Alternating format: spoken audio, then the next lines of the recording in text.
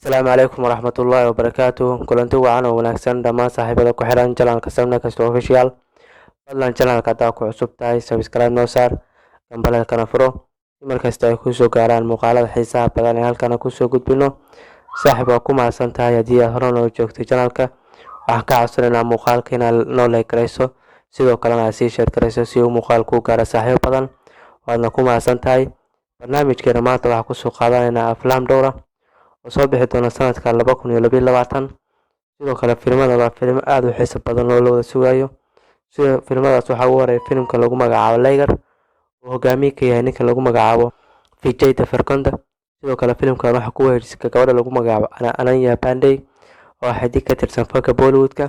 Haddana waxay u weecday dhankaas Telugu ayaa filimkeeda ugu horeeya ka sameynaysa xiddigtan oo ku soo caanbaxday filimkii Student of the Year 2 oo ku soo caanbixiyay ninka lagu magacaabo Karan Johar. Sidoo kale filimkaas la sameeyay Tiger Shroff.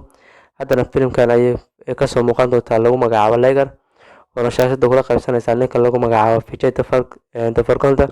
Filimkan waa filim iskugu jira boxing iyo action.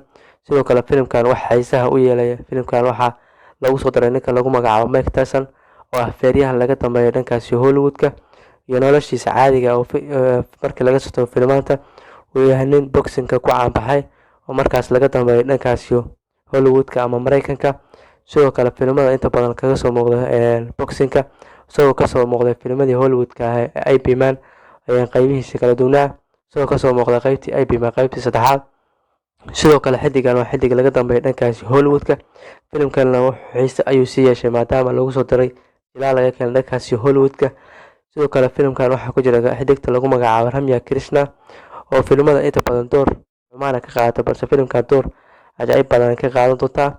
Sidoo kale filimkan waxaa maalgelinaya shirkado aad u badan ama ugu horeeya shirkadda lagu magacaabo Dharma Production oo iska leeyahay ninka lagu magacaabo Karan Johar.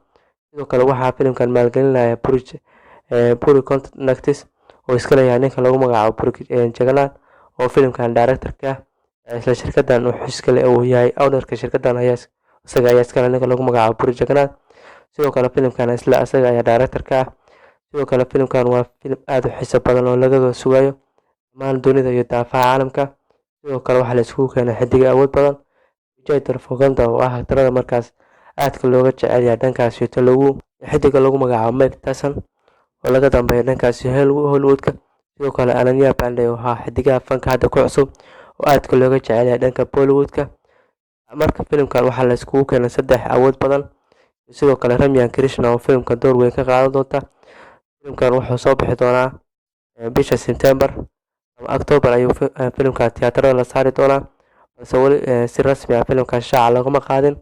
Sidoo kale actorkan wuxuu duubis ku wadaa filimkiisa Jana Gana Mana oo soo bixi doona horaanta sanadka 2023 wuxuuna qorshe u yahay 6 bilood xagaaga filimkan 3 bilood xagaaga in filimkan la soo dhameystiro.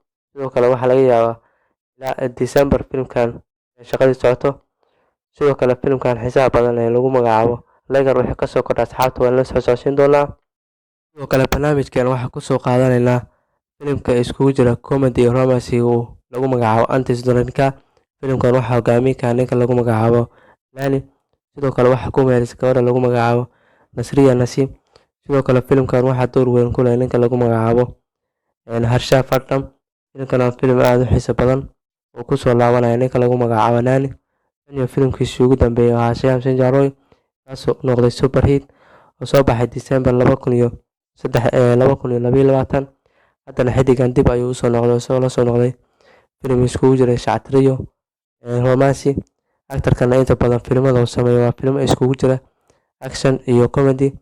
Sidoo kale actorkan actorada loogu jecel yahay marka la joogo dhankaas Telugu. Sidoo kale waa actorada labaad ee markaas aadka looga jecel yahay dhankaas Telugu. Sidoo kale filimkan waa filim aad u xiiso badan oo ku soo laabanaya ninka lagu magacaabo Nani. Actorkan waxa uu ku jira actorada sanadadan dambe lagu qabsan doona maadaama filimadiisa ugu dambeeyay noqonayaan wada darajo waaweyn ay gaarayaan. Waxa uu horeeyay filimkiisii Jersey 2019 kaasoo u noqday blockbuster. Sidoo kale filimkiisii Jersey oo u noqday super hit. Haddana filimkan ayuu la imaanay Antis Dhornika. Actorkan waxa uu ku jira waqti fiican maadaama saddexdiisi filim ay labadiisi filim ugu dambeeyay u noqdeen darajo waaweyn ay gaareen. Halka filimkiisa V oo soo baxay sanadkii 2020 la saaray OTT-ga si toos ah ayaa OTT looga daawaday barta Amazon Prime ayaa filimkaas looga daawaday. Filimkaas waa filim aad u xiiso badan ayna ku xifaaltamayay ninkii lagu magacaabo Sudhir Babu. Filimkaas oo aad looga helay qorshuhuna filimkaas waxaa in laga sameyn doono qayb labaad balse qorshahaas waa la iska kansalay. Haddana filmaan badan ayaa usoo socda. Ninkan haba ugu horeeya filimkiisa Anti Sutrikan oo filimkan oo waxaa la daawan doonaa 10-keeda oo Jimcadan foodan lagu soo haysta ayaa filimkan tiyaatarada loo saari doonaa ninka lagu magacaabo Nani. Halka tiyaatarada lagu ay weli saaran yihiin filmadii Manifestation 3 iyo filimkii Major ayaa tiyaatarada saaran. Halka filimka Major oo muddo week uu ku noqday blockbuster halka ganacsigiisa guud dibadda lagu soo xareeyay ku dhawaad 44 karoor halka qolyaha cajaladaha qaybiyaan share ay ka heleen ku dhawaad 25 karoor iyadoo filimkan qolyaha cajaladaha markii hore ku iibsadeen ku dhawaad 18 karoor haddana waxay ka heleen faa'iido ku dhow 6 karoor. Filimkan waxa uu noqday hit dhammaystiran. Sidoo kale filimkan tiyaatarada waxa uu saaran yahay muddo 6 beri ah isagoo soo baxay. Sidoo kale filimka Finance Frustration weli ma guuleysan waa bilow average waa guuleystay balse hit ma uusan gaarin. Sidoo kale actor-kan weli lama shaacin tiyaatarada markaas laga siiyay balse qorshuhu wuxuu yahay in 10-keeda tiyaatarada loo saari doono filimkan. Asxaabta wixii kasoo kordhana halkan ayaa kala socon doontaan. Sidoo kale filimka ugu dambeeya aan soo qaadanayno waa filimka sida weyn loo sugayo Khudaa Xafiis Chapter 2. Filimkan xiisaha badan waa filim aad loo wada sugayo waxaana hogaamiye ka ah ninka lagu magacaabo Fiti Jamrawal. Sidoo kale waxaa tirishaa gabadha lagu magacaabo Shafika Oberoi oo qaybtii hore filimkan qayb weyn ka qaadatay. Sidoo kale filimkan waa filimkii la daawaday 2019 kaasoo filimkaas oo OTT-ga laga daawaday.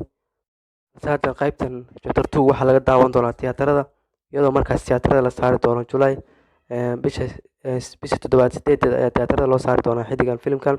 Sidoo kale maanta ayaa waxaa laga soo bandhigay goos aad u cajaa'ib badan oona markaas uu ku xarakeynayo ninka lagu magacaabo Fiti Jamrawal. Actor-kan waa actor-yaasha laga dambeeya dhankaasi action-ka waana action hero oo markaas inta badan waxay tartamaan ninka lagu magacaabo Tiger Shroff. Sidoo kale sanadka 2021 wuxuu furtay meel markaas dadka inta badan xiiseeya karatega uu markaas casharo ku siinayo. Sidoo kale filimkan waa filim aad u xiiso badan. Qaybtiisa hore waxaan ogeyn ninkan siduu u halgamay uu markaas uu dadaal u galay si uu markaas u soo badbaadin lahaa xaaskiisa taasoo inta badan ku adkaatay uu markaas uu tagay waddan shisheeye markaas uu tagay dalka Cumaan. Qisadan waa sida la sheego waa qiso dhab ah ama eventis dhacdo markaas dhab oo ka dhacday markaas Hindiya. Nin markaas ka shaqeyn jiray Hindi ayaa wuxuu shaqo u doonanayaa dhankaas Cumaan balse taan shaqada la siin xaaskiisa ayaa laga hormarinaya si markaas ay shaqada uga sii hormarto balse halkaas qorshe ayaa laga damacsanaa si markaas markaas looga iibgeeyo dadka jirka ka ganacsada. Sidoo kale actor-kan wuxuu halganka dheer u galay si markaas xaaskiisa ugu heli lahaa balse waxa ku adkaanaysa si markaas xaaskiisa ku heli lahaa markaas wuxuu garab weydiisanaya safaaradda Hindiya markaas ku taal Cumaan. Filimkaas waa filim aad u xiiso badan. Hadda waxaa laga sameeyay qayb labaad waxaana daawan doonaa July 8 2022.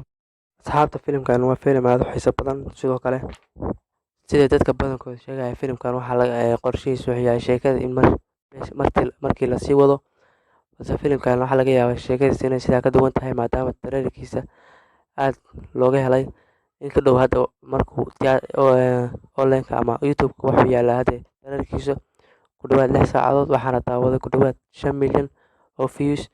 Sidoo kale filimkan qorshuhu wuxuu yahay in la daawado 8 July 2022. Sidoo kale filimkan marka waxaa lagu duubay inta badan Hindiya. Sidoo kale filimka trailer-kiisa waxaa ka muuqda in markaas ninka lagu magacaabo Fiti Jamrawal xabsi uu galay sabab la xiriira markaas cunugtiisa markii laga afduubtay. Qaybtii hore waxaa u daawanay in markaas xaaskiisa la afduubtay balse hadda qaybtan waxaa loo daawan doonaa cunugtiisa la afduubtay si uu soo badbaadin lahaa waana qayb ka xiiso badan qaybtiisa hore ee aan daawanay. Sidoo kale filimkan waa filim aad u xiiso badan sida horeynu kuugu sheegnay. Asxaabta wixii kasoo kordhan waa la soo socodsiin doonaa. Fadlan haddii aad ka hesho muuqaalka like noo saar sidoo kalena sii share garee si uu gaaro saaxiibo badan waana ku mahadsantihiin daawashada muuqaalka. Asalaamu calaykum waraxmatullaahi wabarakaatuh.